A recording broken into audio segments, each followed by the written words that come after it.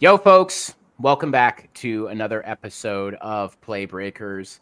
It is Q and I for this week. I am Matt Jones, wide receiver one. Great to have everybody back and excited to get into some football again. Q, how you doing? It's been a long time. I'm fucking great. Yeah, I'm happy to be back. It's been a busy few weeks, so glad to just hear and talk about football. Yeah, absolutely. And, we've gotten through some of the OTAs that have taken place, have seen some rookies. Some things have been exciting. Some things have been a bit disappointing. But there's a couple of news topics I want to get into with you about. This one is really, really serious. And frankly, it's one that I didn't know we were going to have to talk about. Doesn't necessarily live within football, but where were you when you heard the Darren Waller drop? Oh, he's giving out like big divorce guy energy. Oh, for sure. The music video is fucking bananas. I couldn't even follow it. I don't even know what the song is about because it's okay. So Darren Waller got married to WNBA star Kelsey Plum. Yeah. Who's played for the Las Vegas Aces. She was drafted there. He obviously was playing for the Las Vegas Raiders. It was kind of perfect. The reason, kind of like the genesis of the whole trade to the Giants, was that he got fed up with Josh McDaniels. Like, him and McDaniels didn't get along. And then I think something along the lines of McDaniels leaked to the media that him and Kelsey Plum got married when he was like, they were keeping their relationship kind of private. And, so he basically he wasn't invited to the wedding. And they felt like it might have been because of that. He knew he wasn't supposed to say something. It's this whole big thing. So he got traded to New York, right? Which, whatever. And he obviously didn't have the year that he wanted. Injuries. Daniel Jones is your quarterback. We're in hell. They put out a fucking video today of him no pass rush, and he's just little check down 3 yards down the field. It's like, oh my god, here we go again. So there was some weird stuff happening to where his behavior kind of got a little weird. He put out this TikTok of him, it was a song about your girl not being true to you, and he was lip syncing to it, and it was very weird, and it was oh, there must be something going on. They swore up and down there was nothing wrong, and then all of a sudden it got put out that they're getting divorced. And it's weird because it seems like he's saying it's her fault and she's saying it's his fault, and as divorce will go. So he's clearly not doing well mentally, which I'm hoping fuck football. I hope he honestly has people around him checking on him, because that video was fucking bizarre. And it's basically at the end when she stabs him in the back. Did you see that part? Yeah. It was very strange, the entire situation there. And I mean, I'm separating the art from the artist, and I'm talking about the art right now. I wouldn't call it art. But that shit sucked. I mean, that was bad for athletes turned performers and rappers and artists. Shaq's rap were better. Raps were better. Shaq at least had bars. He had bars. Darren Waller, no bars. I'm pretty sure negative bars. Google AI put together the lyrics, and he just kind of oh my god. But that's Ron Artest's bars better. Way better. Better world peace. But yeah. Super cringe, super bad. But I agree with you. That is the sign of a man who clearly a broken man. Yeah. And I hope he finds peace in life, but I mean, you got to find a better way to do it than that. He really needs to just fucking retire at this point too, because it's is he still on the Giants? Yeah.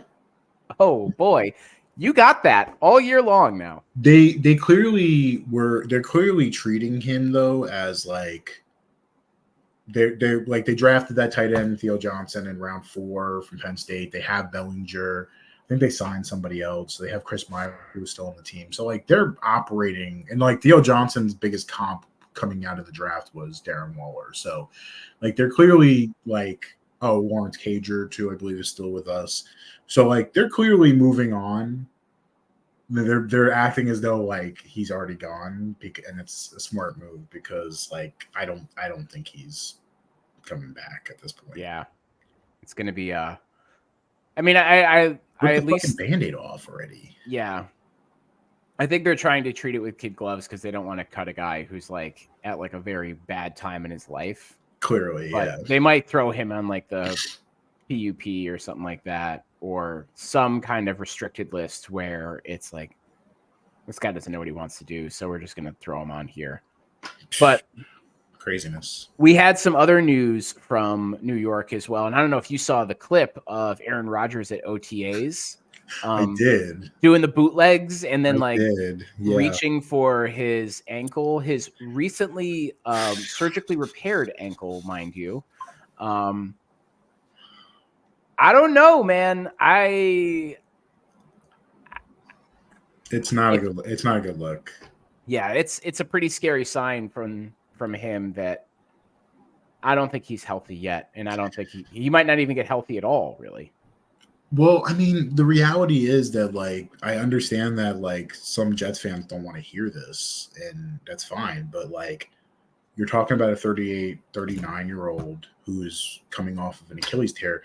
I mean, an Achilles tear for, like, a 25-year-old is not an easy journey back when you're playing professional sports because how quick you have to move and the quick planting, and it's like you're putting all that stress on your Achilles. Like, and I mean, like, how healthy is the other Achilles? Like, especially because over the last, like, we've seen with, like, rehabs and stuff, is that because you're favoring the other leg while you're recovering, that a lot of times you can injure the other leg just because you were putting too much stress on it over the last few months. So, like, he got hurt week 1. So that's, like, September, and it's now almost June, and he's still kind of, like, gingerly walking around on it. It's not a good sign. And that's his, like, when he's dropping back, that's the plant foot, right? His right Achilles. Yeah, it would be. Yeah, because that's I think that's why he, like, kind of fell, was because he was, like, wasn't he dropping back? Yes, I'm pretty sure he was on a drop back. So, man, he should have just been RFK's fucking running mate at this point. Yeah, I think Jets fans are in for another rude awakening from that whole situation because, I mean, it can't literally right? First OTAs, man, already putting a bandage on it, already grabbing for it, grimacing when he's running around doing bootlegs. I mean, it's not a. Who knows? This might just be like some of the growing pains of coming back. They're saying it's a blister, by the way. How the fuck do you get a blister like that? No, they're saying that, like, he has a blister, and that's why he was walking around funny. They're saying it's not Achilles related. What? What? I don't believe that. But and the funny thing is, like, I love the Jets draft. Like, I mean, like, I'm not the biggest Braylon Allen fan, but, like, having him as, like, a supplement back to Breece Hall is, like, sick. I loved a lot of the moves they made, and, like, they get Fashion News, like, one of my favorite tackles in the draft. Like, just a lot of good picks. They got Malachi Corley, who I fucking love. Who was somebody we talked about quite a bit on this show too. Nonstop. He was my, like, draft crush the entire way. So you're pairing him with Garrett Wilson and whoever else at this point. Doesn't really matter. Like, those two guys alone would be dynamic. And it's like, but it's like, if Rodgers is not healthy, like, what are you doing? Yeah. I will say too, is like the broader statement around the Jets. I can't think of a time that they had, like, a really bad draft. I think they do a good job at drafting. At least over the last few years. Yeah. Over the last few years, but they do a really good job at drafting guys that fit for them, but quarterback. Well, that's what I was going to say, is because, like, the only reserves they have are Tyrod Taylor, who, again, I will say, put some fucking respect on Tyrod Taylor's name. He is, in my mind, a high-end backup. But like, it's not ideal for that team to be, relying on. If you're relying on fucking Tyrod Taylor, it's not great. And then they drafted Jordan Travis from Florida State, who's also recovering from a like horrific knee injury. Mm-hmm. So it's like, I mean, I don't know, man. Like, it just feels like, I think Buffalo also is being way too underrated at this point. Like, everyone's just kind of saying because they lost Diggs and they've lost, some of their key players, that they're just going to be this horrible team. And I think a lot of times whenever we do that, it always ends up being that the team exceeds expectations. And then Miami, how many fucking running backs do they have that can run 4.3? Like, it's crazy.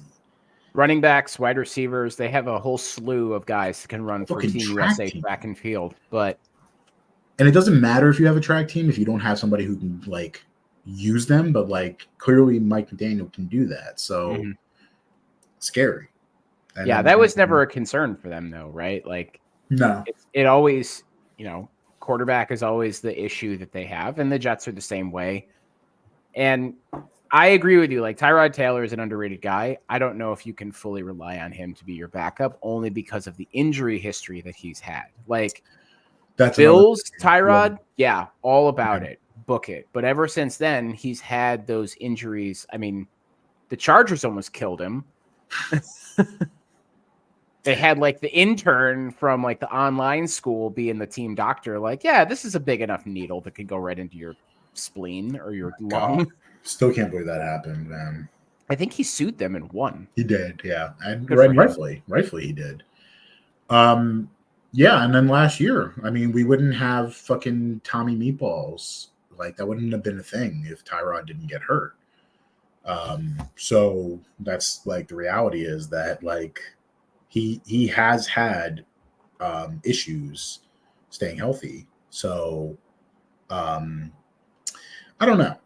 It's hard to quantify, honestly, for him, like, because it feels like a lot of stuff it's accidental, like the Chargers sticking him with a needle, him kind of just falling awkwardly. It just feels like he's one of those guys like that's unlucky more than like injury prone.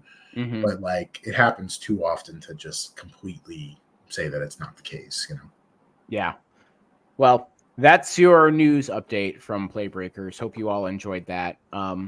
If you like what you hear news-wise, or you want to continue the conversation, bring it over to our Discord, and we have a full slate of team news as well as general comments section. And ultimately, if you like what you're hearing here, do us a favor and like and subscribe. Tell your friends. We are in a bit of a lull period in the NFL season, but we're hoping that with some of these OTAs coming and going, that we'll have more to talk about too. But we're also going to continue, and we're starting to wind down our divisional breakdowns. And this week, we are going to be talking about the AFC North. And this is probably one of the more interesting divisions in the NFL right now because of the teams that are involved. And you have potentially two teams that can go to the Super Bowl here if things break the right way. Maybe even a third, to be honest with you, if things break or things change dramatically for them. One of my favorite divisions in football, for sure. Yeah, definitely a division. When there's division games going on, you want to watch them because they're always good. So we have the Cleveland Browns, the Cincinnati Bengals, the Baltimore Ravens, the Pittsburgh Steelers. Where do you want to start? Let's start with the Bengals, because you told me before that you have a kind of a spicy take on one Joe Burrow. So I do want to hear this. Yeah. So I don't take this position lightly. I think if I am the Bengals, I have some serious concerns about Joe Burrow moving forward as your quarterback. And the reason is not because of the talent level. The talent is through the roof. The production when he's on the field is tremendous. The problem for him is the health issues with him. He's had 2 season-ending injuries in his now 5 years in the league starting this year. I believe it's 5 years. Yeah. Huge red flag for me on my end. And I think, we were talking before the show started that you can't really pin injuries on a player. I think in this case, we would be holding other quarterbacks' feet to the fire, so to speak, because a lot of the injuries that Burrow has experienced in his time in the league, a lot of them have to do with him hanging onto the ball for too long. And a lot of the sacks that he's taken are because he just holds the ball too much. And he takes a ton of sacks. He takes a lot of hits. And ultimately, those will continue to catch up with you. And we've seen the Bengals go through iterations of their offensive line, but the outcome is still the same. Quarterback's getting hit way too much. It hinders the offense. Eventually, quarterback gets hurt. And I think if you're the Bengals, offering him like a max contract that's going to lead the league for a team that's pretty cheap to begin with, I don't know if they're willing to commit that kind of money. To me, I think what's going to happen is the Bengals are going to run him through a franchise tag until they can't do it anymore. And they're going to sour that relationship because they're the Bengals and that's kind of how they operate. But I know that there are people that are really psyched about that team and think they can do great things. I need to see it over a full calendar year of Joe Burrow not getting hit like 9+ times during games. Feel free to push back on that. So I don't disagree in theory that yes, he's had a lot of injuries and but he's also really like performed at like a high level despite having a really subpar offensive line. I think when it comes down to it, you have to ask yourself is like, do you think this guy is an injury prone guy and like his body's just broken? Like, Andrew Luck, like I think towards the end of his run was pretty much like you could just tell he was broken. Like his body was just beat up, couldn't take the beatings anymore. To where I think with Burrow, it's more like has he just been more unlucky? Has he just taken some bad hits on bad angles? I do agree he holds on to the ball too long, but he also doesn't like that. That's kind of what makes a quarterback great, though. Like is the ability. Like that's the one thing Caleb Williams. Like if Caleb Williams doesn't make it in the NFL, it's not going to be because he paints his nails or whatever. It's going to be because he is Brett Favre-ish in the way that he always wants to make a play, so that like he might hold on to the ball way longer than he should and doesn't hear the clock in his head going off and like will just kind of hold on to it to try and make a play. They made some moves in the offseason. Trent Brown, 1-year deal. Cody Ford re-signed, 1-year deal. 2 okay offensive linemen. They drafted Amarius Mims from Georgia, which, look, if he ends up being the guy that some people think he can be, could be a 10-year, 12-year starter, Pro Bowler type, but he doesn't have a lot of tape. Mm-hmm. So that's the problem. And that was really about it. It did for the offensive line. I still think that there's obviously potential, but the offense has a chance to be fucking dynamic. So with adding Jermaine Burton, that kind of slot, like that, that like streaker down the field, if T. Higgins is back and like motivated to play and with Chase, like they have a chance to be one of the top 5 offenses in the NFL. So the reality is, what are the Bengals supposed to do? Like if they you can't move off a guy like Joe Burrow, like, because what do you think you're going to get in return really for that? Like a couple draft picks that you hope turns into Joe Burrow. Mm-hmm. So he's one of those guys that like, yeah, he has had some injuries, but you have to kind of like let it play out and see how it goes. Yeah. I mean, I'm not saying they should move away from him, but I think their issue right now is we have a guy who's not played a full season in his 4 years so far. And granted, in 2021 and 22, he played 16. Didn't he play full seasons in 21, 22? When did they move to 17 games? 2 years ago. So 22.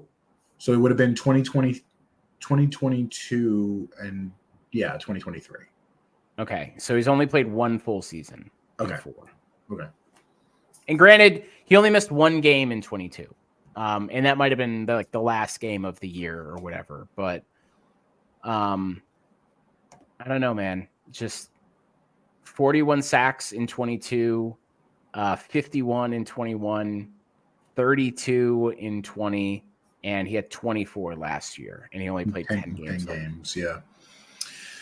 No, I mean, there's no doubt about it. I mean, there's no hiding it that he definitely like takes a lot of unnecessary hits, but that is just the way it goes, though. Sometimes, like the hope is that he like takes that like Tom Brady approach and like gets maybe a little bit of a quicker release. But like some people who just are they are. But I feel like a lot of times with Burrow, he's been more unlucky than injury prone. I think because he just, it's a lot of ways. I think also he needs, like, one of the big things I remember watching him was that he needs to learn to just kind of go down with the sack. Like, I feel like a lot of times he's like, like those guys who like fight against the sack and like try and stay up. Like sometimes it's better to just roll into it. But I think that's also like he's 27, so you'd think he's been in the league for a long time. But I mean, really, he's only 4 years in the league. I mean, it's not a long time that he's been in. So he's still like, I judge a quarterback after about 4 or 5 years. Like I will give them, unless they are just like Nathan Peterman type, just like first start, you throw 6 interceptions. Like, unless you're one of those guys, like I will give you a fair amount of grace, until you hit like 5 years. Once you hit 5 years, if you haven't really had that like big step up, then it's not happening. Yeah. All I can say is Jake Browning, keep that arm warm, buddy. Because they might need you. Though. He's been good for them. I mean, not bad for a guy who, was a pretty well-known player in college and then just never got any traction in the league and finally landed with the Bengals. So, I mean, good for him. I want to move on. Than Joe Burrow, by the way. What's that? Jake Browning is older than Joe Burrow, by the way. He sure is. I want to move on to kind of the rest of the roster here. One of the glaring things for me, I mean, I think it's fair to say they're pretty set at wide receiver. They have everything that they need. One of their best positions by far, because that's not even counting Isovis, who was really good last year. Trent Irwin was pretty good in a couple of different starts. So they're definitely good at wide receiver. Yeah. I think the thing that I'm looking at too is their situation at running back. Kind of a lot of plug and play guys, and they let Samaje Perine go. They let Joe Mixon go to the Texans. Honestly, great move for them. Not great a lot move. in my mind. Yeah, I mean, let Houston pay him. Have fun with that. But Zach Moss, Chase Brown, Travion Williams, Chris Evans is their 1 through 4 in their depth chart right now. I like Chase Brown a lot. Yeah. Do you think he's going to ultimately end up being the guy there? Because I can't imagine Zach Moss being that. I think there's I don't know. It's hard to say for sure until like you see like a couple games and see a couple splits. But like Zach Moss, criminally underrated, was really good for the Colts the last few years. He was a guy that I really liked coming out of Utah, and I was like, oh, he's going to be good. And then, he just really wasn't fucking good his first few years. I don't know what it was, but, he was in Buffalo, and like maybe it was just like limited opportunities, but he was bad. Every time I saw him, he was bad. Yeah, I mean, I don't really look at the Buffalo situation as a him thing because it seems like everybody there minus James Cook has not been good. Yeah. I just don't think that that's the way that their offense was constructed. I think it was more so like let Josh Allen do his thing, and the running game is just there to keep people honest. He was barely averaging 4 yards per carry, and then 4.8 2022, 4.3 last year. He like if you give him 20, 30 carries, and like he's one of those buffet runners too, that like he gets better the more carries you give him. Like he's like, Right. So he takes a little bit of time to get kind of rolling, but when he does, he's really good. So I think they're different type of guys that are gonna fit different roles. So I think they'll both be pretty active. It's gonna be a really kind of like a tough fantasy situation for me because like you're gonna have to get both of them, honestly. Yeah, there's a big time handcuff situation there. Yeah. I would envision like if they're bought in on Chase Brown, I think that there can be like a 50-50 split between those two. And it's really going to be situational for them, right? Like one of them will have the start for a game, like 10 or 15 carries, and then the other guy will have it.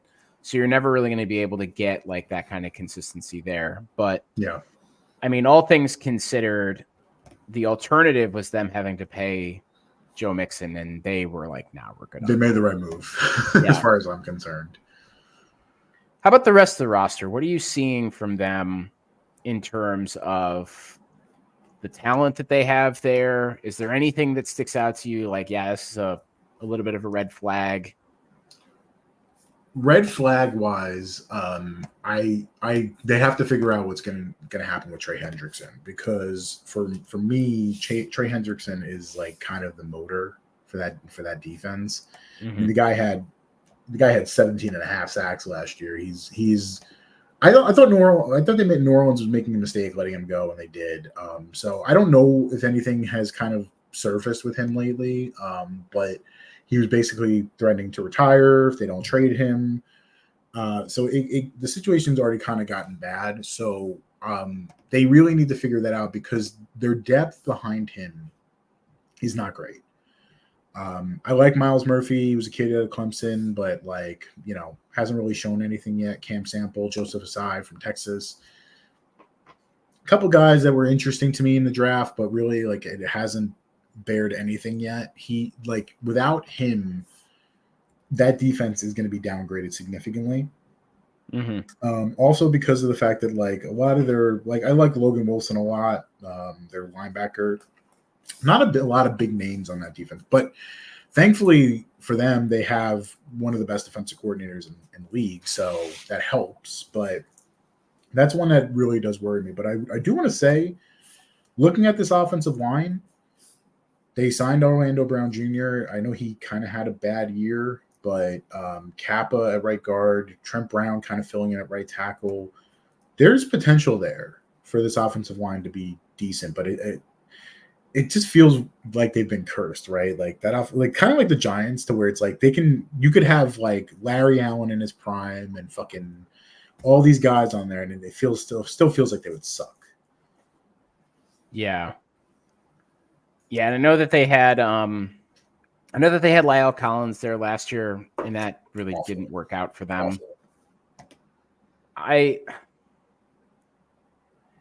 I'm kind of in the same camp that you are, that they really need to see something like blow them out of the water with Amarius Mims, because I think there's guys that can certainly play there, but on the edges is where it's really going to matter for them.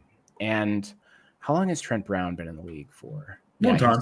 31 now. Yeah. He's still a serviceable starter as far as I'm concerned. Yeah, I just, and they have him at right tackle, which is probably fine for them too, but I just think they need to get a little bit more athletic up front. Yeah. And they really need to figure their shit out too, because they've gone through this iteration with their offensive line, and year over year, it's a problem for them. Now, could Joe Burrow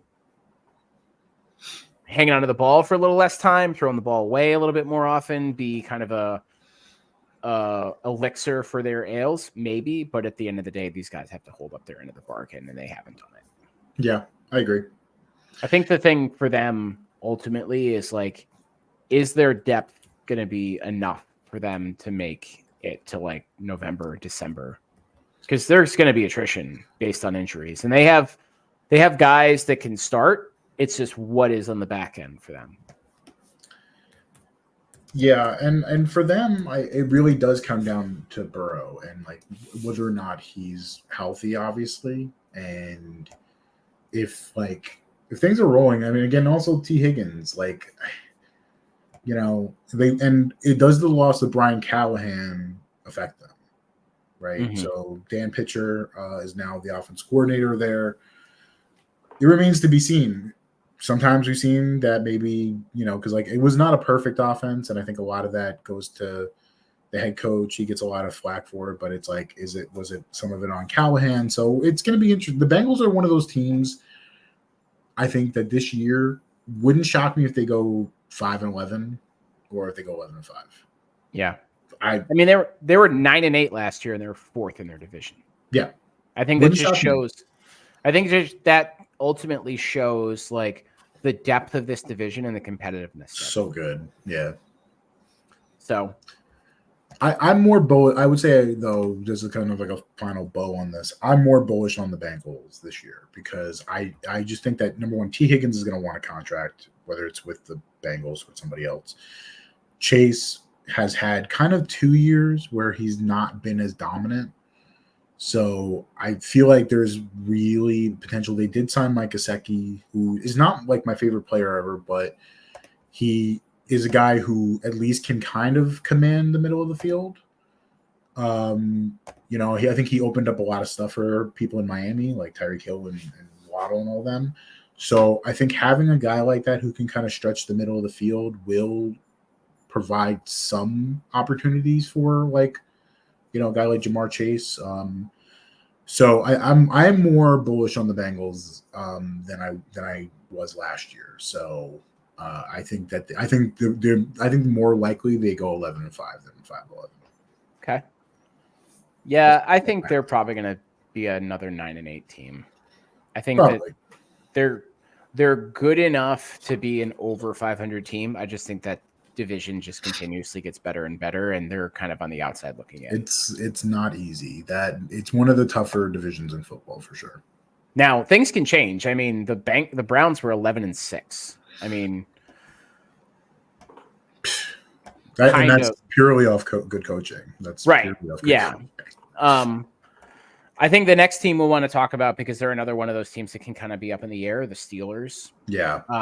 They had a very, very interesting offseason. And I'm speaking specifically about their quarterback situation with Russell Wilson and Justin Fields joining the team.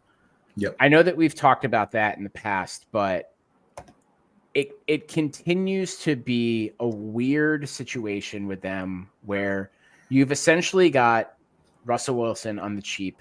He's getting paid by the Broncos. This is like free money for them. I think it's like a $1 million deal or a $3 million deal. It's pretty low. But yeah, it's mainly because of the cap hit that the Broncos took to get rid of him. He essentially consigned for the vet minimum with another team. He's still getting paid by the Broncos. So. Yeah. So you have Russell Wilson penciled in right now to be starter QB1. Yeah. And then Justin Fields, a guy with a ton of promise, a guy with a ton of talent. It's just never materialized in Chicago. And to be fair, it hasn't really materialized for anybody there. So Chicago made the right move, honestly. Like they did the smart thing, which was get whatever they could for Justin Fields, and ultimately, which wasn't a lot, but they took Caleb Williams, which was the smart thing to do. So yeah, it was a hard reset for them. So I think now is the question of like which one of these guys, kind of future casting here. Who do you think comes out of training camp as a starter?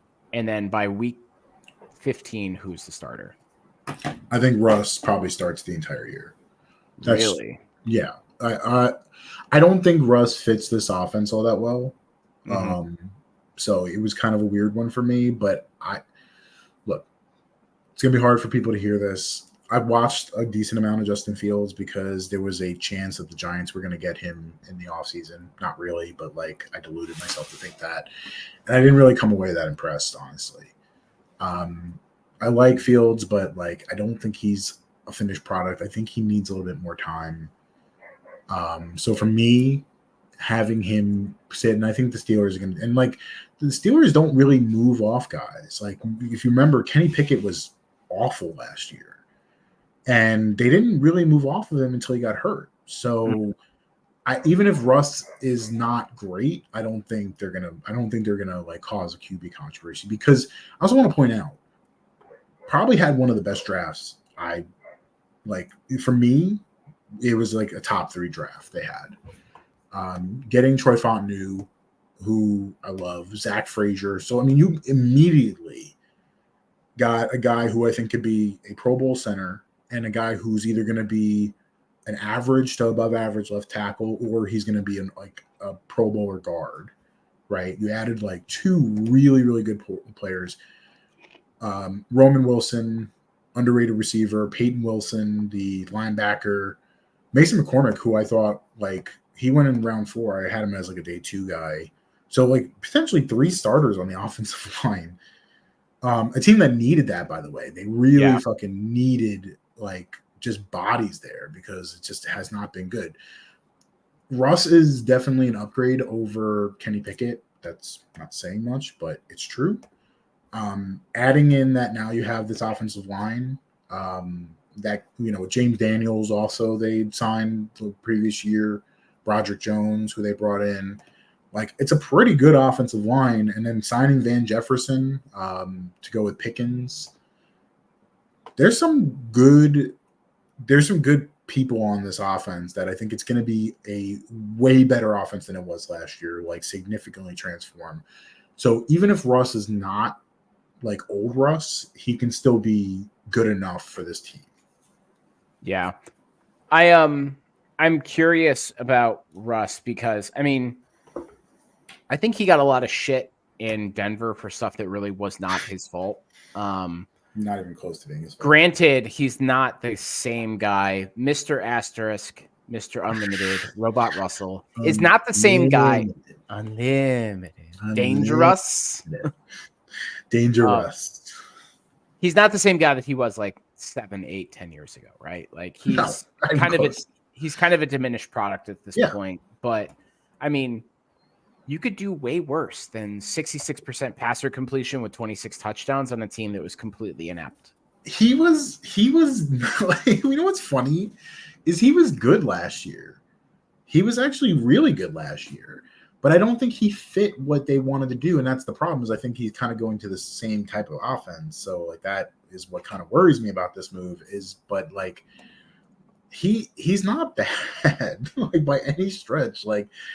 I would take. That's why, honestly, when he visited the Giants, quote unquote, I was excited for a minute, because I'm getting him at $2 million for the year, and then letting him start over Daniel Jones, and then being able to kind of cut him the next year. I was with this offense, I'm it's actually not bad, and it's just obviously he went to Pittsburgh immediately after that, but It doesn't feel impossible that he could be a 30-8 guy, in this offense.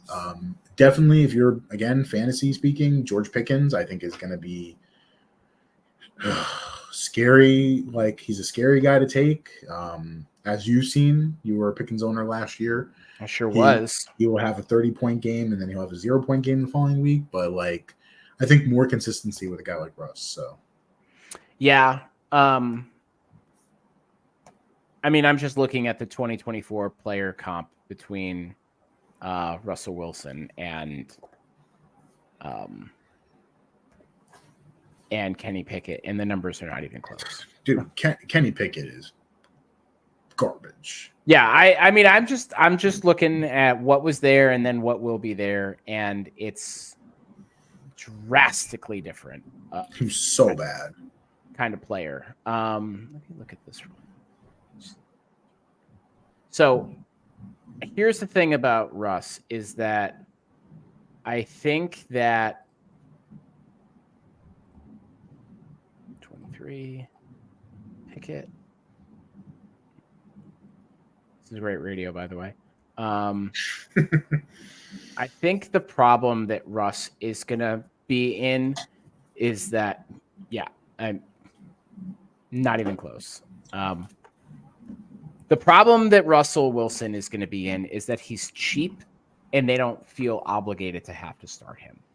And I still have hope for Justin Fields because we have seen other players go to Chicago, really, really struggle, and then go somewhere else and then be able to perform. And I think it really is because their culture there, or their structure, or their organization in general, is just not built the way that a modern NFL team is. I mean, when you have multiple top 3 quarterbacks go in the draft and you get them, and you can't develop these guys, that's a you problem. It's not like, oh, we picked bad twice. Like, okay, fine. You picked wrong twice in consecutive quarterback picks, but also too, you've not changed your infrastructure to support these guys. And I think that's something aside that we've talked about in the past is Chicago, can they build Caleb Williams the way that they need to? But I think that Fields going to a team with an established coach who's been there forever. He's one of the longest tenured, if not the longest tenured coach in the NFL right now. A guy who's never had an under 500 record, and the stability of that organization, I think, can play for a guy like Fields. I think the question now is like, is Fields willing and ready to put in the work to take that level, that jump from a guy with a lot of potential but not a whole lot of results to a guy who's starting to show results week in and week out? Because his performance last year was way up and down for Chicago. Like, some games were a complete disaster. Other games was like, wow, this is a passing clinic. And I'm hoping that going to a team like the Steelers with some of those veteran players there, but also some talent at wide receiver, is going to be a benefit to him. I agree. I think he ends up being the starter by the end of the year because they want to see what they have in him. I fear for him that he's going to be in a situation where I don't think he's a good enough passer to, like, right now. I don't think he's a good enough passer to be able to supplement a guy like Russ. That's just my take on it, and I could be wrong. Obviously, I've been wrong a million times. So, but that's just kind of how I'm looking at it right now. But it's not impossible. That's for sure. But to me, I just think that Russ will be good enough most of the time that it's not gonna be enough to be able to take him out. And it ultimately comes down to if the offensive line is humming. And like Arthur Smith, again, I know people don't like him because of fantasy, and I don't like him either. But the reality was that offensive line, like in Atlanta, he had a good offensive line. They were a top 5 rushing team pretty much every year. And now you're going into a situation with Pittsburgh where you have Najee Harris, who's kind of revitalized himself a little bit. Jalen Warren, one of my favorite running backs in the league. Offensive line that could be pretty good with the guys that they added.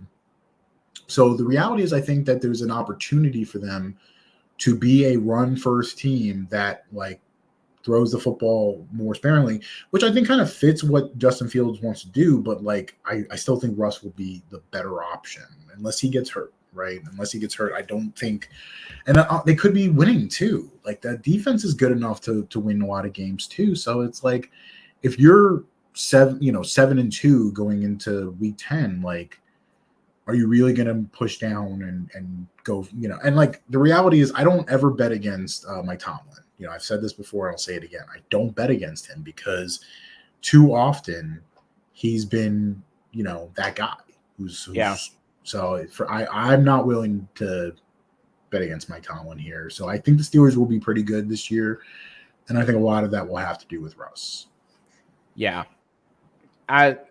I just, it's stuck in my mind, and maybe I'm just overthinking it too much. Like, you don't trade for a guy like Justin Wilson or Justin Fields if you maybe combine them together, make him Justin Wilson or Russell Fields. I don't think Justin Fields has a nickname either, so he can adopt one of the Russell nicknames. I think it's JF1. I think they call him JF1. Like, that's like, we can work on that. We can work on that. Yeah. I feel like it could be better. My thought is, like, you don't trade for a guy like Justin Fields if you're just going to sit him, right? No, but But like also you run into a very complicated situation with him is that if he has an okay year, what do you do with him? Like you're going to have to franchise him. And then what do you do after that? You know, it becomes tougher. So I think if they feel like he's not the guy, they're not going to even flirt with that. Yeah. I will say this too. Like if he does not play the entire year, it's over for him. Like I say that because like we've seen it from teams. They're like, okay, let's get this high draft pick quarterback from another team. Let's sit him for a year, get him involved in our system, like coach out some of like the bad habits, and then we'll throw him in next year and see how he does. That's never worked anywhere. That like sit and develop and stuff like that. I've never seen that actually work outside of a guy like Geno Smith. And he, from the time that he was starter in the NFL to the time that he had his resurgence with the Seahawks, it was like 6 years. So I don't necessarily agree that it's over for him after this, is because if he doesn't see the field, if he sees the field and he shits his pants, then yeah, it's over. It's over. But like, also remember, like we are in a quarterback drought in the NFL. Like, you know, with Brady and all those guys leaving, like retiring, like we are in a quarterback drought. You saw what happened this year is that like quarterbacks almost went 1, 2, 3, 4 for the first time in history in the draft. JJ McCarthy going 11. And I know you thought that was way too early. Bo Nix going 12, which was absurd. So like everybody's kind of desperate. So it wouldn't shock me that even if he like doesn't have the year that you wanted him to have, or doesn't play for that matter, that I think there's some team out there that will like take a stab at it. I mean, it's not going to be like a starter, but it will be at least like a backup situation. So yeah, I think I was more looking at it from the perspective of like, will people consider him as a viable option as a starter? I see what you're saying. Yeah. Okay. Yeah. No, I do agree with that for sure. Yeah. Like a good example would be the Broncos with Brock Osweiler started like a handful of games, then went and bopped around the league. I just get concerned if he doesn't get any action and they're like, we don't see him to be an upgrade to a guy who's 35 years old, even with the ability of his legs to make plays, his versatility as an athlete. Like he's not going to do it for us. Yeah. I mean, I still think that he does have that ability. Like that's why I think like a team that kind of like runs more of like that option type would be a good fit for him. It's just the consistency. Like you talk about holding on to the ball too long. Like that's he's one of them. He's one of them. I would say he has a big time problem with that. But I like Justin Fields. I am rooting for him. I hope he does figure it out. And because Pittsburgh's a good situation. It's a team that needs a long-term option at quarterback, but is never in an opportunity in a top 5 situation, you know? So like he's not really ever really have to worry about like a number 1 pick coming up to supplant him like in Chicago. But you know, still got to be able to produce. So it remains to be seen. I imagine when Mike Tomlin eventually retires, the front office is going to tell their next coach, like, you need to tank. Like, we need to take a season off. You need to go like 3-14. We need a high draft pick. For the love of God, get us a high pick. Hey man, Arch Manning got what, 2 more years before he's eligible? He's already transferred too. Like, did he really? He transferred from Texas. Yeah. Where did he go? Or I think he was thinking about it. Arch Manning. I didn't hear about that. No, he's still with Texas, but it's not a good sign when Quentin Ewers is still the guy there. I didn't understand him staying, honestly, but that's a whole different topic. I didn't either, because you know, if you're this like highly touted prospect and you're still not even able to crack the starting rotation, like it's tough sign for you. He's only going to be able to get like what, 2 years, maybe a year of starting time, and that's not going to be enough for anybody to. I just thought that like, what do you hope to happen this year that is going to be different? You know, I understand coming out with Caleb Williams and everything, but I still think that he probably would have been. I think he probably would have been a top round 1 pick this year, just because of how fucking like feeding frenzy people were for quarterbacks. Like if Bo Nix is going 12, I think Quinn Ewers is going top 20. And there was a lot of talent that left that team too. Like a lot of 2 wide receivers, a tight end, defensive tackle, offensive lineman. Like a lot of parts are not with that team, and who knows, they might reload or whatever. But that's a Playbreakers college football edition conversation coming up. Let's take a look at the rest of the offense or rest of the roster here with the Steelers. Yeah. I'm actually really bullish on Roman Wilson, and I'm not normally with wide receivers from Michigan, just given their offensive system there. Yeah. But I think his personality and that kind of winning persona, I really hope that pushes George Pickens to figure his shit out. And you had alluded to this earlier, like I had George in my fantasy league, and he was a non-start for like maybe 9 weeks. Except for the time you fucking faced me. Like that was the game where he had 3 touchdowns and he had like 200 receiving yards. It was just fucking. Yeah, it was the game against the Bengals where he had 6 catches, 195 yards, and 2. He started the game with like a 90-yard touchdown. I was like, I'm fucked. Like I'm literally fucked.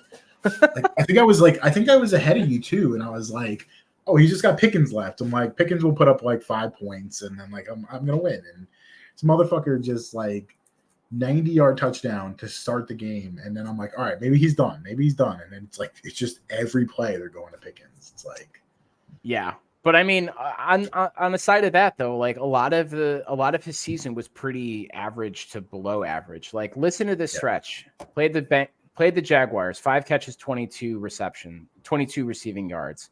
Played Tennessee, 2 catches, -1.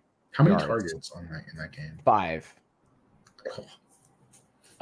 Green Bay, 3 catches, 45 yards. Cleveland, 4 catches, 38 yards. Played the Bengals, 3 catches, 58. Arizona, 4 for 86. New England, 5 for 19. Indy, 3 for 47. 5 for 19 is absurd. Bengals, 4 catches, 195 yards. That's the one. Yeah. Yeah. How many touchdowns? 2. Yeah. That's the game. I was like, oh, I'm good. I'm smooth sailing here because this motherfucker is going to put up a donut like he does every game. And then the game after that, 7 catches for 131. Fucking so absurd. I'm hoping that there is a bit of a push from the new guys that they brought in to like really motivate him to be the guy that everyone said he was when he got drafted. There was concerns about him. I was actually, when the Giants took Wan'Dale Robinson over him, I was kind of like not happy about it because I was like, the team needs an X receiver. We need a big time X receiver. And I'm like, you take a guy who's, 5'9" slot receiver. I'm like, we got enough of those. Now, I'd take Wan'Dale Robinson over him, honestly. Wan'Dale Robinson was really good last year. So, like, honestly, I don't think we're missing out on anything at this point. Yeah. Yeah. Their defense is pretty solid. They've always had a good defense for the most part. Every year. Yeah. I think the guys that they brought in last year, like Joey Porter Jr., was a solid pickup for them. Yeah. I mean, they were 6th in points against, 13th in rushing yards. They just needed some juice on offense, and Kenny wasn't it. They also brought in Patrick Queen from Baltimore. You sure did. They brought in Anthony Vert, Dante Jackson. They made a trade with the Deontay Jackson trade. a Deontay Johnson trade, Miles Kilbrew. So they added some pretty good pieces to that defense already. And I mean, Joey Porter was arguably, in my mind, a top 12 corner last year. So with Fitzpatrick and then Dante Jackson's no slouch. They have a really, if TJ, it's going to come down to TJ Watt. If TJ Watt can just stay healthy and stay dominant, real opportunity for them this year. Yeah, I mean he's been that guy for the most part. I think 22 was the only time that he missed significant time. But I mean, 19 sacks last year. Absolute. He got hurt towards the playoffs, right? He missed time, like I think he missed most of the playoffs.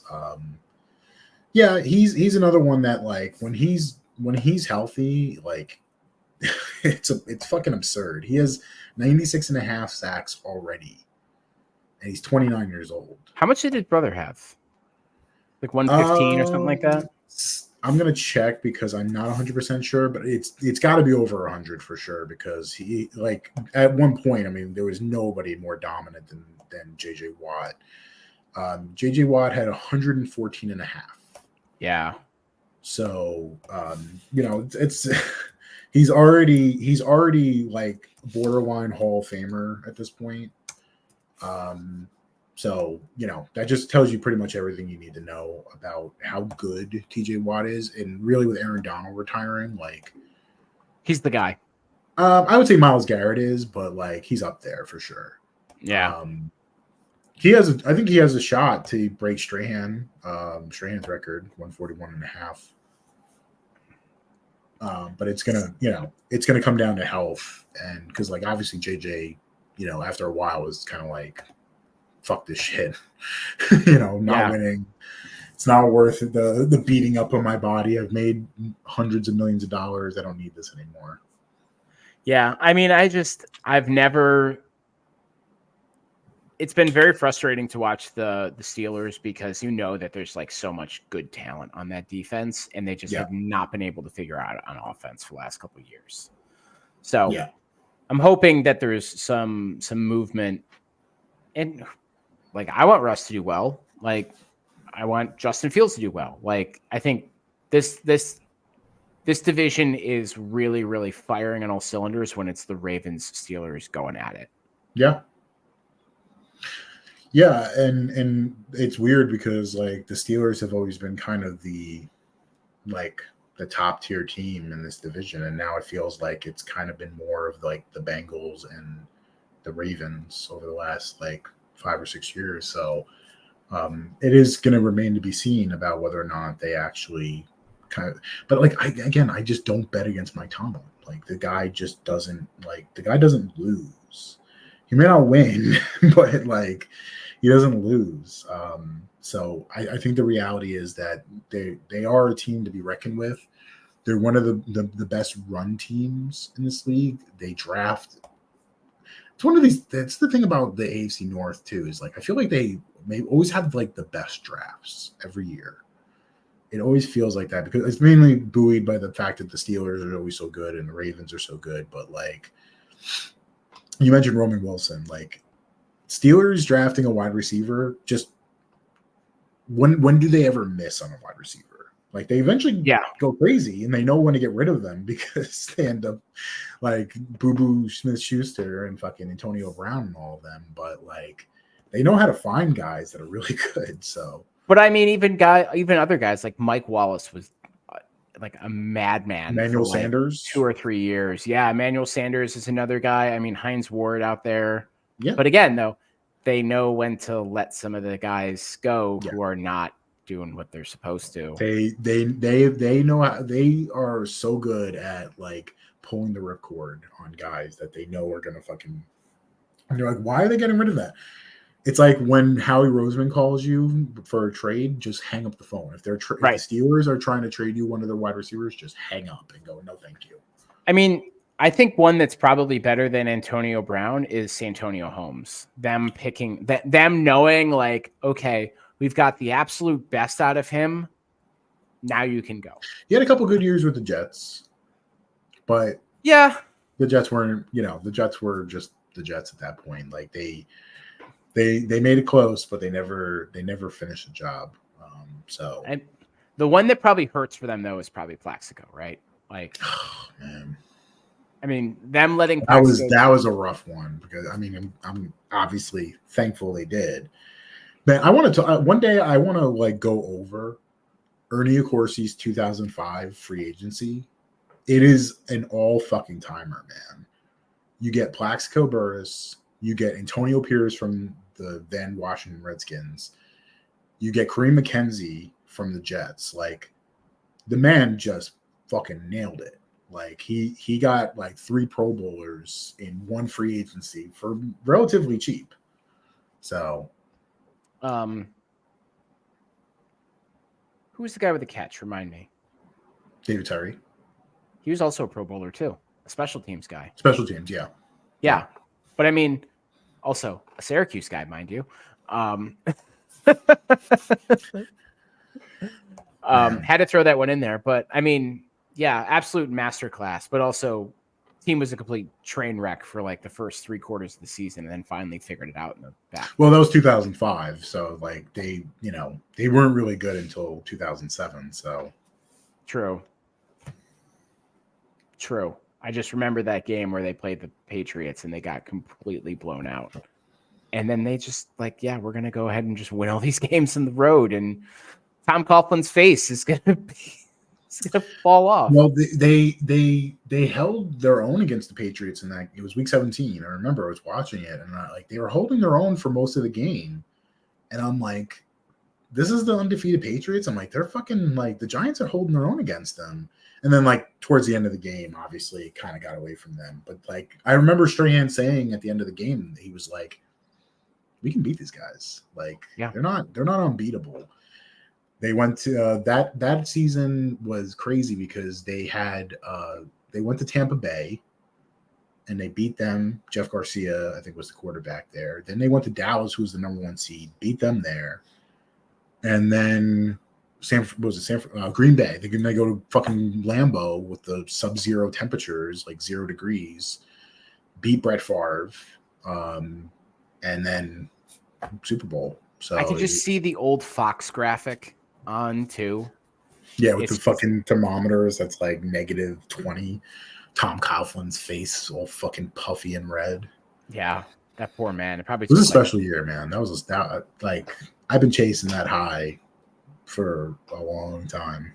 I mean, you got that high again in 2011. Don't worry. No, 2011 was fun, but like it wasn't 2007 was like the most insane thing I've ever seen.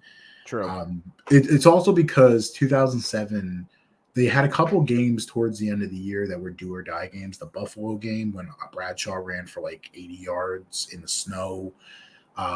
They just had a couple games that like they fucking just by the skin of their teeth. Like they were so like, but then in 2011, Eli Manning had those 8 fucking come from behind victories. So it's like the fourth quarter of it, like he was like automatic that like if it was like a game on the line situation with like a couple minutes left, Eli Manning was gonna fucking drive down the field. It was arguably like an MVP type season from him. Man, those teams though. What a time to be alive, right? Man, if I ever get a Knicks championship, I'm going to be unbearable. I'm going to be fucking unbearable. I love that for you. All right. Moving on to the Browns. Yeah. Another team trying to reclaim former glory. Yeah. 10-16 last year. Yeah. I love everything about this team but the guy who plays quarterback. And I'm not even I am separating the art from the artist on this one. Like his off-field shit, like that's a whole other thing. We've already talked about that in depth. Like the guy probably should not be in the league, but he's here now.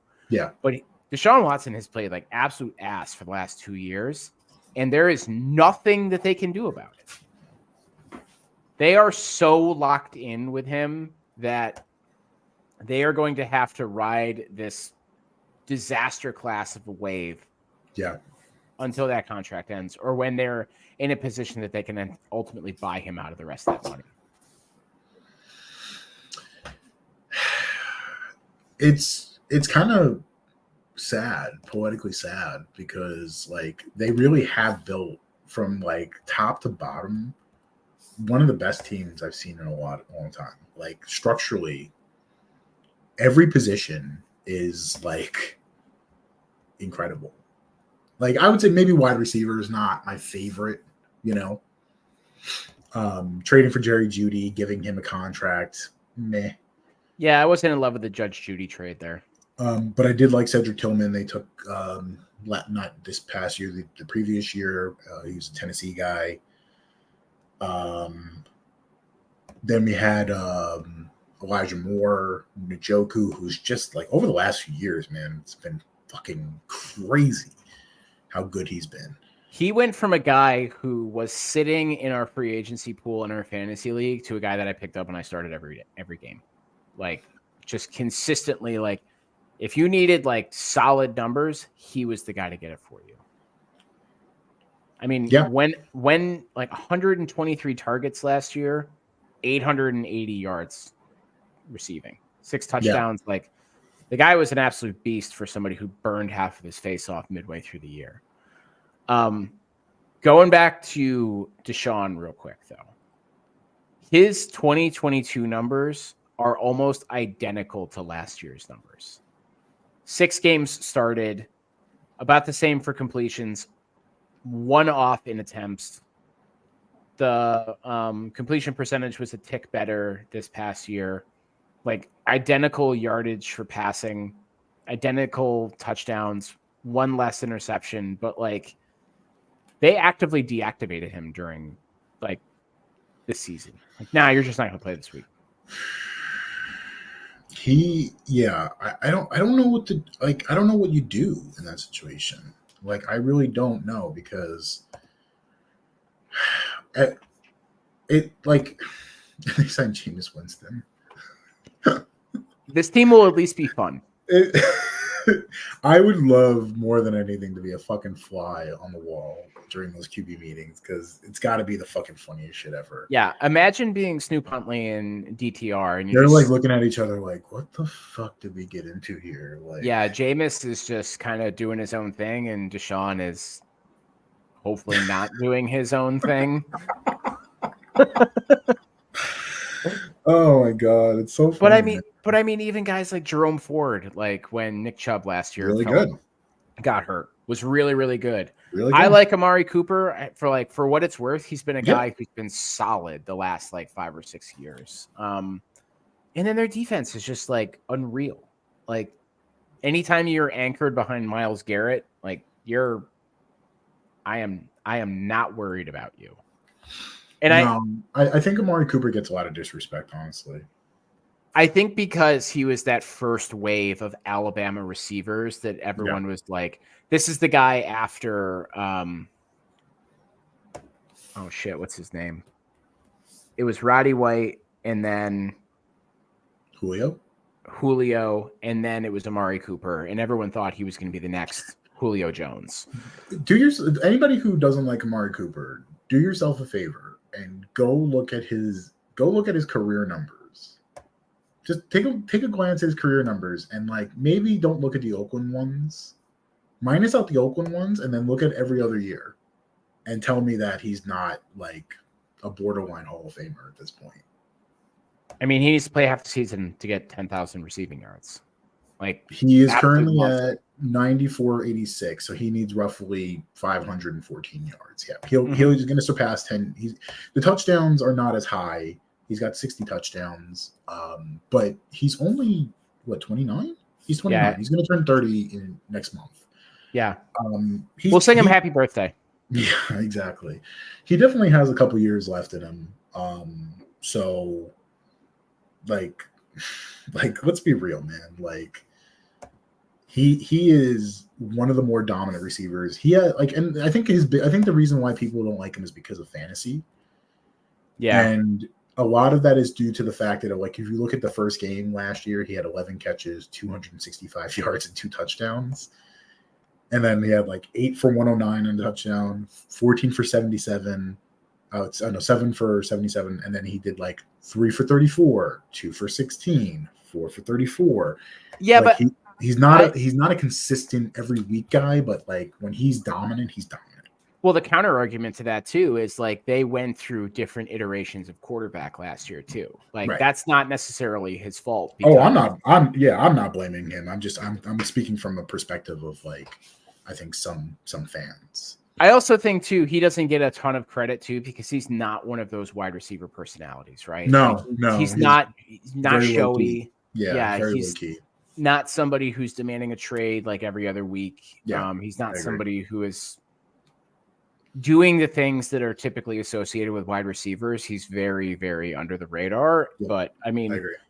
If someone's like, hey, your number one receiver is going to quietly get you 1,200 yards every year, I'm like, yeah, book it. Like, no problem from me. I'll take that any day of the week. And I don't have anything bad to say about this team. I don't have anything bad to say about the coaching. Their front office made a very, very poor decision to get a guy who was coming off of an injury. They gave him a shit ton of money. He was also suspended, and he's been wildly inconsistent. And I am shocked. When I saw the win total for them at 10 games, I was like, that's a lie. Like I don't remember them even being close to the conversation, because all it was they have no quarterback, and whenever Deshaun Watson's in there, he's wildly ineffective. The number one defense. Yeah, now he picked it up at the end of the year, sure, but like it's the number one defense, man. Their defense is so dominant that it like they were one of the only teams that were able, like, and again, like you would think like they had like some fucking scrub at quarterback, because like, which I mean, you know, he's not been good, but I wouldn't go as far to call him a scrub on the field, but like their defense is so good, it actually masked how bad he was. And because their offense, like, you know, losing Nick Chubb, like it didn't even like slow them down. Yeah. You know, Jerome Ford was so good. And then they added Deontay Foreman also, which, like, again, one of the more underrated players in the league, in my opinion. We'll see what happens this year if Nick Chubb can come back. I'm rooting for him, obviously. But that offensive line is just so fucking good every single year that, you know, you have a Shanahan-esque guy, you know, a head coach, you know, that fucking zone run game that they have. It's just, like, you could really probably stick Tom DeRomo back there and be like you'll get 4 yards per carry. I think there's a charter flight from Charlotte to try it out. It's like an hour and a half flight. I can do it. Deshaun Watson, I'm going to look at his numbers from last year. He was 61.4% completion percentage, which would be second lowest in his career, only to 2022 with the Browns, 58.2. He had 1,100 passing yards, 6.5 yards per attempt, which is the lowest by far. He averaged anywhere from like 7.8 to 8.9 when he was with Houston. 7 touchdowns in 6 games, 4 interceptions, QBR 42.9, QB rating 84.3. That, again, he had 3 years in Houston. 3 out of the 4 years in Houston, he had a QB rating over 100. The 1 year he didn't in Houston, it was 98. And then he had 79.1 in 2022 and 84.3 this past year. I said it, by the way, I'm vindicated, because I remember getting flack from some people when I said that 2019 Deshaun Watson wasn't walking through the door anytime soon. Like, 2020 Deshaun Watson wasn't walking through the door. And like, I feel vindicated because he's been fucking terrible these last 2 years. So like, I didn't even think he'd be this bad. I thought he would just be like more average than normal, but he's been fucking terrible. And keep in mind too, there is effectively a month-long stretch where he did not play from Sunday, September 24th to Sunday, October 22nd, and they shut him down in November. Like, and Joe Flacco came in and made that team look absolutely insane. Yeah. And maybe that's the, like, I don't give a fuck anymore, Joe Flacco. Like, hey man, this is borrowed time at this point. So I'm just going to sling it in the ways that I've never been able to do it before. But I mean, I remember like some of the reasons why they said that Watson was going to be out was just like very vague injury reports, and they didn't give any updates. Like, yeah, they were basically saying, yeah, they were basically like, there was like, remember that time he was basically like, they were saying he was healthy. Like, there was a lot of controversy going on with that team too, because they were basically saying like, he's healthy, but he was saying he wasn't. So there was a lot of like, I don't know, a lot of weird stuff happening. yeah. But again, like I don't have anything bad to say about their roster. I don't have anything like that's glaring that sticks out for them. I hope that they are a team that can finally capitalize on having that number one defense, and they finally are able to do something with it. Because you can only do that for so long, right? Like Myles Garrett is not going to get younger. No, there's a window, and if anything, I've seen that defenses have been kind of like you're good 1 year, and then you can bring back the same players, and then you're just never as good. Like even like the Jets defense wasn't as good last year. I feel like the Dallas Cowboys defense wasn't as good. Like it feels cyclical with defenses. Like it never lasts consistently anymore. Yeah, and I think they're probably going to start hitting that window pretty soon. Yeah. So I think that's why they brought in Jameis, because if they're, going through training camp and Watson is not going to be the one, at least they have a semi-competent quarterback back there that can play quarterback and has shown that he can play quarterback. Granted, the most recent iterations of Jameis have not been great, but I think that's just kind of how New Orleans was, kind of a generally shitty team. But if he can reinvigorate his career in the way that a guy like Geno Smith was in Seattle, I think this team could do numbers if they just have some consistency at QB. I agree. I do agree. I still think that it's gonna come down to him, but like I would have brought back fucking Joe Flacco, honestly. I don't think they wanted the controversy though, right? Like, but like at this point though, like he's been in the league for so long. Like Flacco's not that type, honestly. But yeah, I guess so. But I don't know, man. I think the issue was that Flacco showed what this team can do if they have the right guy there and somebody who is capable. I think they were fearing the first bad throw from Watson when the season starts in August or September. The calls for Flacco to come back and be the starter were going to be way too loud, and they wouldn't be able to ignore them. Yeah. So let's bring in a bunch of guys like Jameis, who has been a bench player for the last couple of years and hasn't really shown a ton, minus a couple of flashes here and there, and then just fill it with guys that, they're clearly not going to be the starter. Yeah, I agree. So, anything else on the Browns there? No, they're a team that I'm going to be watching a lot of this year because that defense is so good. And like, I think they did a pretty good job at keeping most of their guys, didn't really lose a ton. I still think the Jerry Jeudy move was a little bit puzzling for me, but like, yeah, it's not a bad bet on a guy who was supposed to be really good. Everybody really thought he was going to be a star coming out. So it remains to be seen, but they are one of the more intriguing teams. But I think they're capped because of, a guy like Deshaun Watson. So I don't feel good about them long term, but I would concur with you on that one. Yeah. All righty.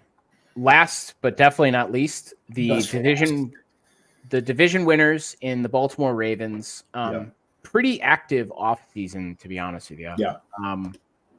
And certainly a team that people are penciling in to be certainly playoff contenders, if not a Super Bowl contender. What are your initial thoughts on them? it's always the playoffs with the Ravens because, as we've seen before, that I think unfairly, Lamar Jackson's taken a lot of criticism because of his, performance in the playoffs. But structurally, one of the most well-run teams in the league, one of the best front offices. People always attempt to try and poach off them. On paper, they are a frightening team. Like, if you have to face them, because adding Derrick Henry to this team, and I know it's Derrick Henry, and he's older and he's not the same guy, but with that offensive line, he's going to get a decent amount of wiggle room. So I think that even if you're only getting 80% or 75% Derrick Henry of what he used to be, he still has greatness left in him because of the fact that he's going to be running behind a much better offensive line. So the reality is, if Rashad Bateman can stay healthy, Zay Flowers stays healthy, Mark Andrews being kind of the linchpin of that receiving core, if he stays healthy, they're going to walk into the playoffs. I don't think this is going to be much of a struggle for them. The defense is so good. And then they added Nate Wiggins, one of my favorite guys in the draft, the cornerback out of Clemson, Adisa Isaac from Penn State, the edge rusher I was really big on. And then they added Tez Walker from North Carolina, the receiver. Like, again, just continually running circles around people in the draft. There is a real potential for them, but it's going to come down to the playoffs. We always know that's where they struggle the most, but I'm not giving up on the Ravens. I still feel like their time is coming. It just and their window doesn't feel like it's shutting either because they continually know how to reload. So I'm very bullish on them. Yeah. I think for me, I have some hesitations with them because I think my hesitations with them come down to that receiving core. Yeah. Still not being a core strength of this team. And it seems like it's been an issue with them for the last couple of years. I mean, I like Zay Flowers. He's on my fantasy team last year. Really, really productive player. I'm excited to see what happens with him moving forward. However, a guy who's 5'9", so does not have that X receiver type body. Rashad Bateman, guy who's either been hurt or kind of all over the place. Yeah, I'm not relying on him, obviously. Nelson Aguilar, I think the book is out on him as a guy who's very, very up and down, and he's on the wrong side of 30. Yeah. The other guys, I'm excited about Tez Walker. He was a guy that had a lot of fanfare when he was at Chapel Hill. But again, a guy who bounced around a lot in college, didn't see the field a ton, and just not a whole lot of excitement in some of those other positions as well. Malik Cunningham, former Louisville quarterback, is listed as a wide receiver. I don't think he'll make the team, but I think if there's an area of weakness with this team, it's going to be what exactly is behind Zay Flowers, and is Mark Andrews going to be able to come back and be healthy, be the same guy? Yeah. And granted, Lamar had the best passing year he's ever had last year. Throw into essentially the same group minus Odell Beckham. So I applaud their willingness to try and draft guys in that position. T. Higgins would be a fantastic trade for them. Never going to happen. It's never going to happen. But if you cannot find a guy who lines up like T. Higgins, you are a Baltimore Raven in the best way possible. And because it just fits. Like, that's the defense is solid. Like, their secondary is absolutely insane. This reminds me very much of like those years where it was like Chris McAllister and the Ray Lewis years. Yeah. I mean, their defense is Their defense is fine. It's the offense. Line is good. They've got good depth at tight end. Obviously have the quarterback. It's just the guys that are going to be catching the passes at wide receiver are really, really suspect. I don't disagree. Yeah, I don't disagree at all. I think that I think the reality is what's going to have to happen here is that they're going to have to find a way to make these guys finally kind of advance on their potential. Because even a guy like, Zay Flowers, who I've talked about very glowingly, had a really positive rookie season, made a lot of bonehead moves in the playoffs.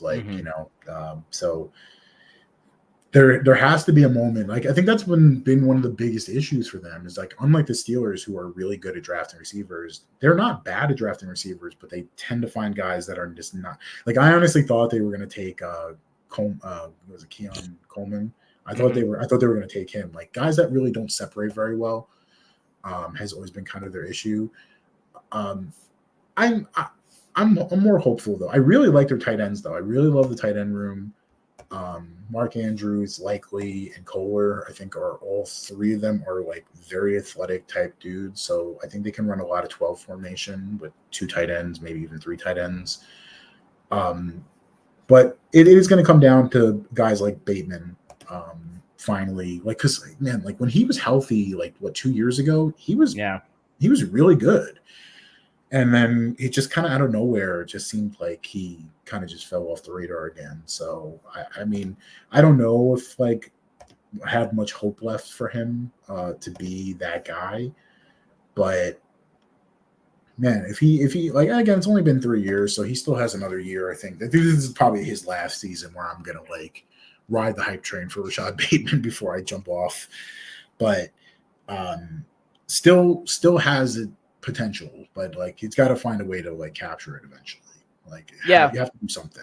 Yeah, I think there's one thing to say for that wide receiver room. It's there's a ton of potential there, but eventually you're going to have to. You have to capture that potential eventually. Yeah, they've tried to draft guys. Having Hollywood Brown there was kind of a roller coaster experience, and he was there with Bateman too.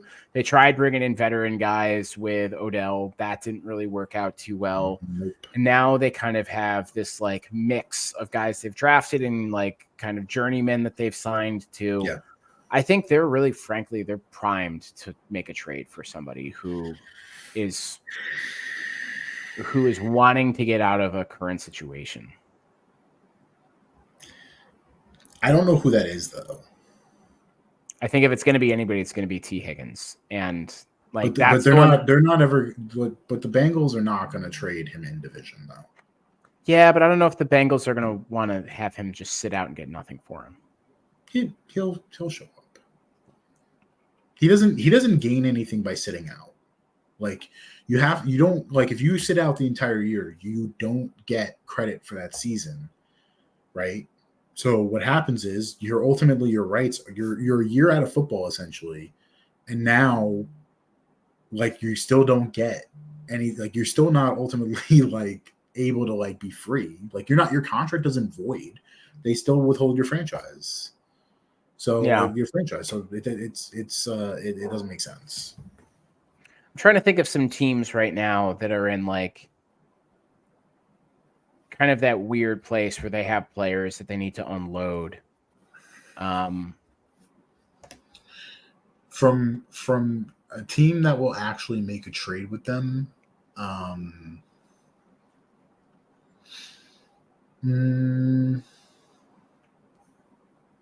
it's hard, man, because maybe you can make a call to San Francisco and go get Brandon Ayuk. That would be something that potentially. And I think he would fit really well with a guy with Lamar Jackson. So there's potential maybe, or get a Deebo Samuel if you want to take a big swing, go for one of those guys. But I don't know, because San Francisco did make that move, got Ricky Pearsall in the first round, and then they were looking to shed some salary. So I think that's a potential thing, but I don't know, not 100% on it. Is Justin Jefferson really unhappy in Minnesota? No, I don't think so. And Because they were talking about trading him, right? a lot of that has died down. I think they're actually talking about him becoming like the highest paid receiver in the league. I don't think he's.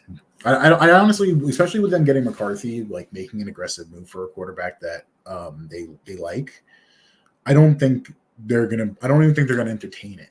Like, and like at the end of the day, if you're Justin Jefferson and you're getting thrown like a ridiculous bag, you know, you're becoming the highest paid receiver in the league, and I mean, you know, if McCarthy ends up becoming even, you know, close to what I think he can be, it's going to be a good situation for them. Yeah, I'm running through that list right now of guys or just teams, but the problem is the teams that have good wide receivers, believe it or not, most of them are pretty good. So they could go for like a Cortland Sutton, maybe on a lower end of that spectrum. But yeah, I was thinking that too, but like, do they really want to invest a potential draft pick, trading a draft pick away from a guy who's been like consistently hurt? No. And again, trading within the conference is going to be tough because when you're a team like that, like I like Stephon Diggs, like I don't know if they would have wanted to trade him there, but I mean they did trade him to the Texans, I guess. But I would say Brandon Ayuk or Debo makes the most sense because it's out of the conference. It's, you know, not a team you're going to face a lot, and I think it would make a lot of sense. Yeah. Let's see. Yeah. And the teams that are not good don't have good options. Right, exactly. I'm looking at some of these. I'm like, yeah, it's going to be a no from them. Like, are the Ravens really going to trade for Greg Dortch? Greg Dortch's the legend. Well-known person, Greg Dortch. So, yeah. Anything else you want to touch on for the Ravens? No, I mean, again, like we talked about this division as a whole, there's 4 teams that I think are really good. All have potential to be a player for the Super Bowl this year. But I still think that this is the Ravens division until I'm told otherwise. Yeah, I concur with you on that one. Yep. Ultimately, I think the standings are probably going to be the same. Roughly, I think it will be roughly the same. Yeah, I agree. Yeah, I wouldn't be shocked if the number of like the win-loss totals are probably the same too. I think I still think that the Bengals will be better this year. So it wouldn't shock me if like the Steelers and the Bengals flip, or if like the Steelers and the Browns flip, you know, but like wouldn't shock me if there's like a little bit of movement here and there, but like relatively the same. They're all good. Like the worst team in the division won 9 games last year, which is a winning record. So like, yeah, I think if the Bengals and Steelers flip, it still gives Mike Tomlin a chance to have another season with a winning record. Exactly. Yeah. Crazy. Still no losing record for this guy. It's insane. Yeah, absolutely nuts. All right. I think we're done. Yes, sir. I think that's it. Yep. I think we have 2 more to go. It would be the AFC West and the NFC East. Save the NFC East for the last, I think. Yeah, we save whatever the NFC East is. It's our favorite thing to talk about. Yeah, I mean, we can make a whole show on the NFC East. Yeah, for sure. We're built a little different around here. So that's going to do it for us, folks. Thanks for tuning in. If you want to check out some of our other divisional breakdowns, you can do so. You can follow us on Spotify, Apple, or any of the major streaming platforms. You can also catch the live show on YouTube or Twitch. But also we have the ability for you to engage with us through our Discord channel, and there's ways that you can access that. You can even message us on our social media platforms at Playbreakers on IG, and we can send you a link over to that. But we'll be back soon, folks, to touch base on those next 2 divisions, and we'll see y'all soon. Peace.